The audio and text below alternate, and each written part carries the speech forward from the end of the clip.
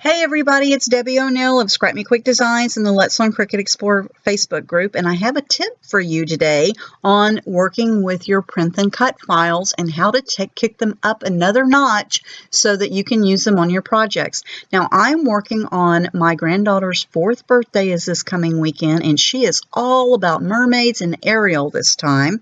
Last year I spent a lot of time working on Frozen and Elsa projects, and now I'm moved on to Ariel. Which is fun.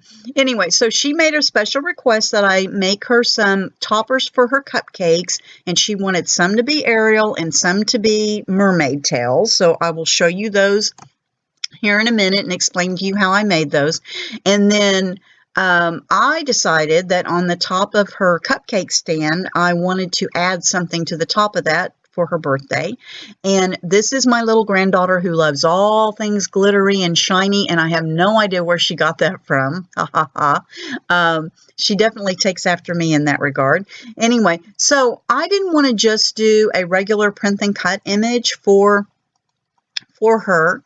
I wanted to be able to make maybe her hair shiny, glittery, and her tail shiny and glittery. So let me show you how I did that. So here we have Ariel, and I've already brought her in and sized her to what I need her to be sized at. And before I flatten the image, because her little face is very delicate, and if I tried to cut all those pieces out, I would drive myself crazy trying to put this together. So I'm going to use a print and cut, and then I'm going to add some of the glittery elements on top of my print and cut. So how am I going to make that? Once you have your image sized to the size that you want it overall, then you need to duplicate it. So down here in your feature panel, you can hit the duplicate button. And now I have two, and they're exactly the same size, all right? And then the first one is going to be my print and cut file. So I'm going to highlight that one, and I'm going to come over here to my layers panel, and I'm going to hit flatten. Okay, so now this Ariel will be a print and cut file. But I would have decided I would like her tail to be glitter paper and also her hair to be glitter paper. So how I'm going to do that? I'm going to highlight the second image that I put on my mat, which is sized exactly the same as the one I just did print and cut. And then I'm going to come over here into my layers panel. I'm going to ungroup it. All right.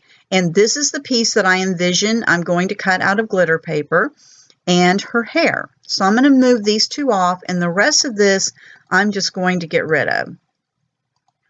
Okay, so I'm going to go in and just delete those little images there because I'm not going to use this part. Okay, now when you look in the layers panel, you'll see that the tail and just her red hair and her lips are cut files, okay? But this one is a print and cut file, all right? So once I hit go, this is going to go to my mat, and I will be able to print the larger Ariel out, and then put it in my Cricut machine and cut it out, and then it'll prompt me to cut red. And I'll put red glitter paper on the mat, and I'll cut that out, and then it'll prompt me to do my teal, and I will do that. So let me show you what the final product looks like, because it turned out really cute. I think she'll be really pleased to see it. Okay, so now that I've shown you a little bit about how you could take a print and cut image and make it larger and then be able to cut some elements, I wanted to show you what the final product looks like. So here is a print and cut Ariel that I did, and it's 8 inches from the top of her head to the bottom of her tail. And you saw how I eliminated any of the other images other than what I wanted to cut out on glitter paper. So here is her glitter paper tail. And I'm just using a Zig 2-way pen just to glue this on here real quick. Okay, and all I have to do is match it up.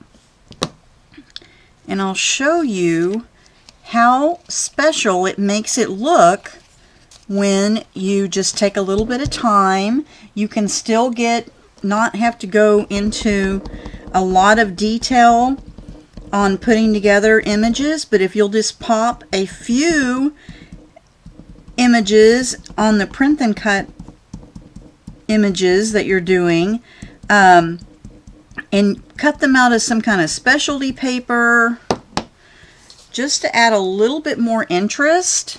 So here is her hair.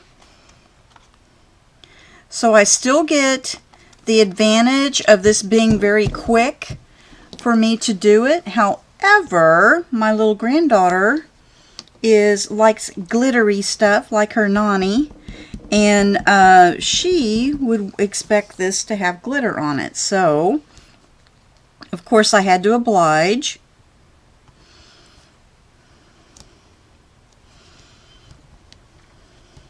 Okay, and there's a little piece that goes over here. So you want to make sure you know when you're eliminating the elements and deciding which are going to be your specialty cuts to add onto your project, make sure that you take into account anything that you would see. So now we have Ariel, but look how fancy and beautiful she looks now. Pretty fun. Okay, so I hope you found that helpful. And while I have you, I'll show you a couple of other things that I'm making for her little birthday party. She's going to be 4. We're all over Frozen, and now we're all about mermaids. So she asked me if I would make her some picks for the toppers, she called them, for her cupcakes. And so she wanted some that were Ariel. So this is a totally print and cut that I did for Ariel. And she wanted some cupcakes to have just the mermaid tail on them. But she did request glitter. So, for this, I just did a print and cut image, and for this, I took an image that was in Design Space, and I flipped it over, eliminated the other layers except for the tail part, and then I used the slice feature and sliced the rest of the image away, so all I ended up with was the tail. And then cut it out of glitter paper. And I'm using just some regular wooden toothpicks that I had, and a little bit of, this is the 1/8 inch double-sided score tape that I like to use. And all I do is take my scissors, cut a little piece off. Over the years, I've made many birthday picks for the tops of cupcakes and cakes and all kinds of things. And just put that on. It's a double-sided stick tape. Peel this off, and then all you have to do is just stick it to the bottom, stick it to the back of your image, and you have your own little cupcake topper. All right, and then this one is actually going on the top of her stand for where her cupcakes will be. Anyway, I've got a lot more to do. I've got to make a banner and some other things, and I will give you guys an update on that too. Anyway, hope you're having a great day. I've got to go back to working on more 4th birthday girl party stuff. Wish me luck. Bye.